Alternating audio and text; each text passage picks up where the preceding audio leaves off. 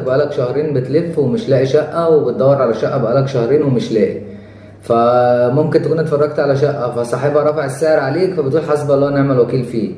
طيب دلوقتي الراجل اللي بيلف معاك بقاله شهرين ده، واكيد لفيت مع مكتب واثنين وثلاثة واربعة وما خدش منك جنيه، حضرتك تقول ليه حسبي الله ونعم الوكيل فيه؟ حضرتك ممكن تدعي له احسن. الناس اللي حضرتك بتقول حسبي الله ونعم الوكيل فيها دي، الناس دي بتتعب معاكم يا جماعه، وبتحاول ان هي توفر لكم طلبكم بالفلوس اللي على قد الفلوس اللي معاكم، تمام؟ لان هي دلوقتي بقت الاسعار كلها مرتفعه، ودي حاجه مش بايدينا. احنا بنحاول ان احنا نوفق طلب حضرتك على حسب سعر حضرتك، ونلف الدنيا كلها عشان خاطر نوفر لك طلبك، وفي الاخر نوفر لك طلبك وما يعجبكش، وبعد ما يعجبكش تقول حسبي الله ونعم الوكيل فيكم.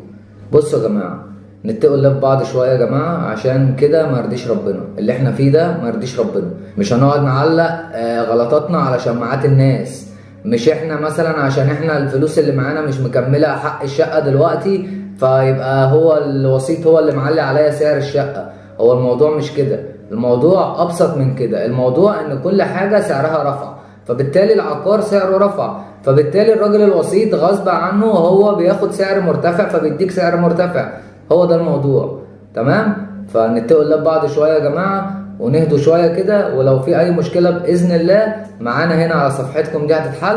معاكم اخوكم عمرو الوكيل العقاري في العجمي، وتحت امركم في اي حاجه. واشوفكم في فيديو جديد. السلام عليكم.